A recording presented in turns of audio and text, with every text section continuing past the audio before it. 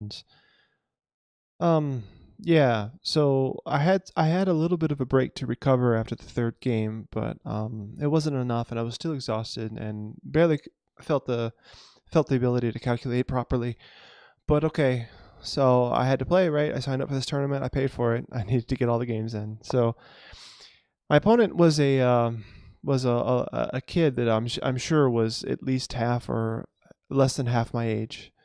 And it's the first time I've ever actually played against someone that's that much younger than me, and it's humbling, right? Because his rating was very close to mine.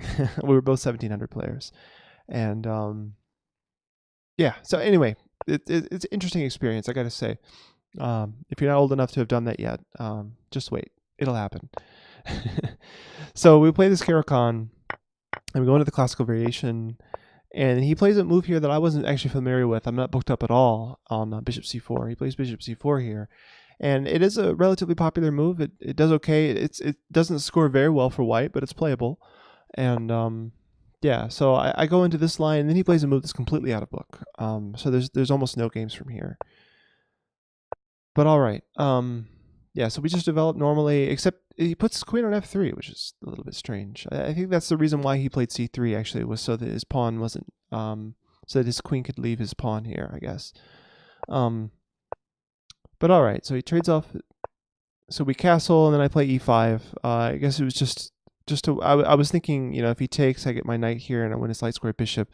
A lot of my moves in the near future come against this bishop on c4. Like, I didn't like this bishop on this diagonal, so I was trying to get rid of it.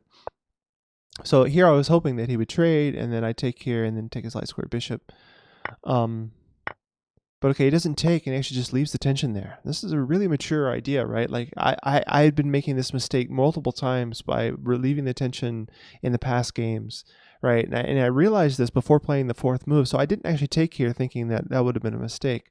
But actually, the computer says this is the best move. So sometimes taking does accomplish something that you want to get done.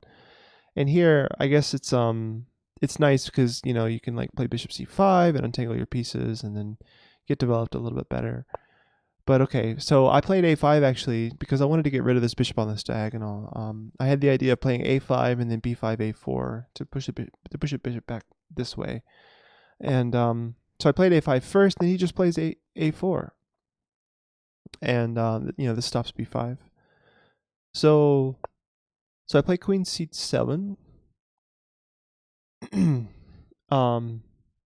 He plays rook fu1.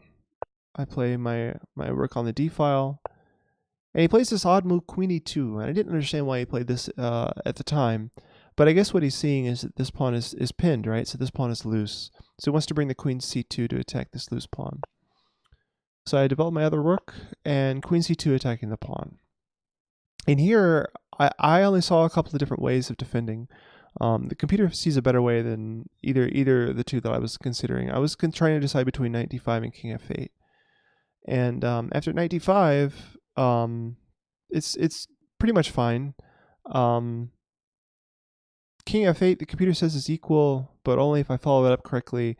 The correct move, I guess, is e takes d4, and the idea is, let's see, what is the idea? E takes d4, bishop takes d4, king f8. Well, okay. Anyway, in any case, the computer lines are always, you might learn something, you might just get confused. So anyway, I played king f8, and after the game, I thought this was the worst of the two, because after queen b3, it's not clear actually how I save this pawn. Yeah, and again, the computer finds a way to do this by taking here, and I guess for some reason taking with the pawn is a mistake. So bishop takes, and then I have knight c5, and the queen and bishop battery is kind of broken up after that. So knight c5, and then the computer wants to go back to c2 instead of a2. So, okay, whatever. Not sure. I played knight d5, and he just took the pawn. So I'm a pawn down now. But I still felt like I could fight for a draw. So I wasn't too worried about it. I played bishop here, just trying to put more pressure on this. He plays knight e2. I'm sorry, knight e2 is the best move here, but yeah, he takes. and then I play knight takes, just trying to improve my pieces.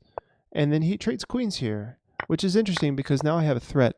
I wanted to go here, right, and get my knight in this really great square, attacking his bishop, attacking his rook, basically forcing a whole bunch of trades.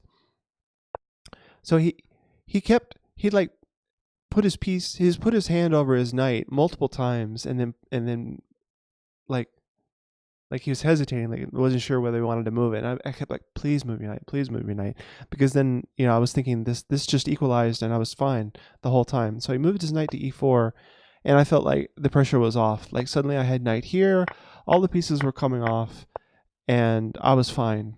I played rook e2, and he thought for a long time, and I guess he was concerned, and I told him after the game, he didn't touch this rook on a1 the whole game, and that was probably a problem for him.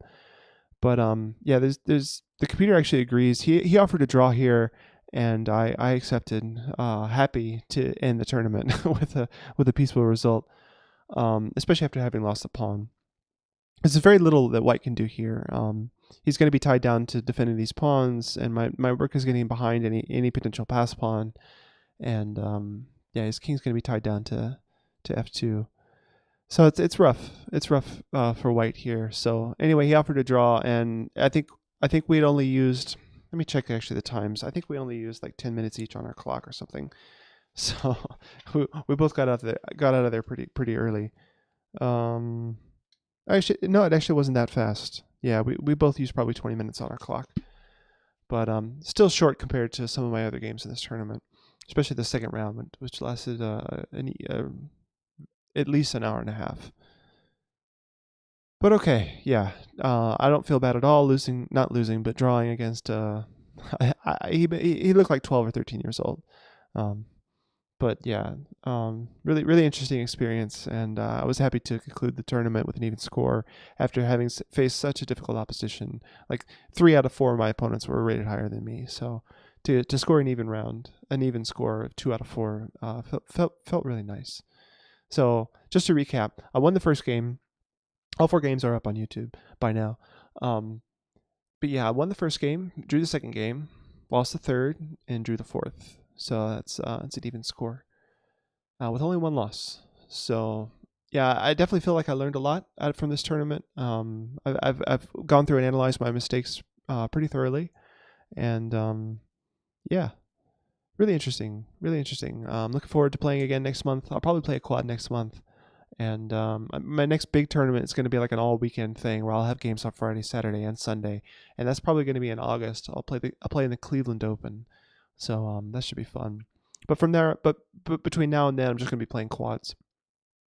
So yeah, looking forward to making next month's videos again. I hope you guys will join me again next month, and I will see you later. Thanks for watching.